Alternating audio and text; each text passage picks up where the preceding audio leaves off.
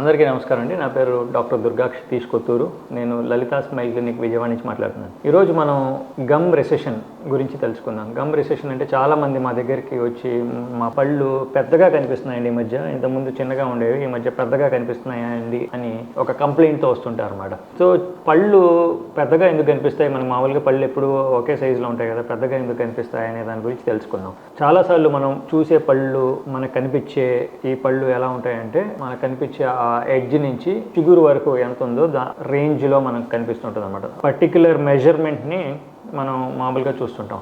చాలాసార్లు చాలామందిలో ఏమవుతుందంటే, అనేక ప్రక్రియల వల్ల, అగ్రెసివ్ బ్రషింగ్ వల్ల, లేకపోతే థిన్గా అంటే ఈ చిగురు పలచగా ఉండే వాళ్ళకి కానీ, లేకపోతే ఎముక పలచబడి ఎముక తగ్గిపోయి చిగురు జారిపోయిన వాళ్ళకి చాలామందికి పన్ను పెద్దగా కనిపిస్తుంది. దీనికి కారణం ఏంటంటే, చిగురు ఉండాల్సిన పొజిషన్ కంటే దూరంగా జరిగిపోవడం అనమాట. సో తద్వారా ఏమవుతుందంటే, పన్ను లోపల ఉండే వేరు భాగం కూడా కనిపించి పంటి భాగం, వేరు భాగం రెండు కలిపి పెద్ద పన్నులాగా కనిపిస్తుంటుంది అనమాట. సో దీన్ని జింజైవల్ రిసెషన్ అని అంటారు.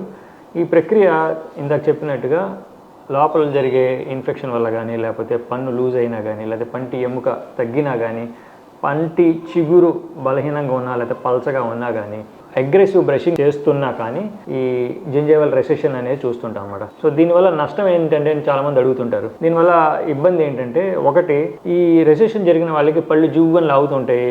కాఫీ టీ తాగినా లేకపోతే చల్లటి పదార్థాలు తీసుకున్నా కానీ వాళ్ళకి జువ్వని లాగి ఒక డిస్కంఫర్ట్ ఎదుర్కొంటూ ఉంటారు అన్నమాట. సో ఇలాంటి డిస్కంఫర్ట్ వల్ల వాళ్ళు ఆహారం తీసుకునేటప్పుడు ఇబ్బందిగా ఉంటాం, నొప్పి, ఇలాంటివన్నీ జరుగుతుంటాయి. ఇదే కాక రెండో సమస్య ఏంటంటే, వాళ్ళు మాట్లాడినా నవ్వినా పళ్ళు పెద్దగా కనిపించడం వల్ల అందంగా లేదని ఒక ఫీలింగ్లోకి వెళ్ళిపోయి వాళ్ళు డిప్రెషన్ గురవటం, లేకపోతే నవ్వటం మానేయటం, లేకపోతే నలుగురిలో తిరిగినప్పుడు నవ్వినప్పుడు ఇది కనిపిస్తుంది అని చెప్పి నలుగురిని అవాయిడ్ చేయడం లాంటి ఒక పర్సనల్ ఇష్యూ లాగా మారిపోయే ప్రమాదం ఉందండి. సో ఈ జింజైవల్ రెసెషన్ అనే ఈ ప్రక్రియ ఉన్నప్పుడు దాన్ని చిన్న చిన్న ట్రీట్మెంట్స్ ద్వారా దాన్ని సరిచేసే అవకాశం ఉంటుందండి. సో ఈ జింజైవల్ రెసెషన్ జరిగినప్పుడు మీకేమన్నా ఇబ్బందులు ఉన్నట్లయితే దగ్గరలో ఉన్న దంతవైద్యులని సంప్రదించి, లేదా దగ్గరలో ఉన్న పెరియోడాంటిస్ట్ అనే ఒక స్పెషలిస్ట్ని సంప్రదించి ఈ గమ్ రెసెషన్కి సంబంధించిన ట్రీట్మెంట్ ఆప్షన్స్ ఏమున్నాయని తెలుసుకొని వాటి ద్వారా ఆ ప్రాబ్లమ్ని కరెక్ట్ చేసుకునే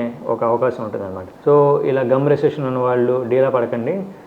చాలా మోడర్న్ టెక్నాలజీ వచ్చింది. వాటిని ఈజీగా కవర్ చేసి మీ ప్రాబ్లమ్ని సులువుగా సాల్వ్ చేసే పద్ధతులు చాలా వచ్చినాయండి. ఈ వీడియో చూసినందుకు అందరికీ ధన్యవాదాలు. Smile smarter with Lalitha smile clinic.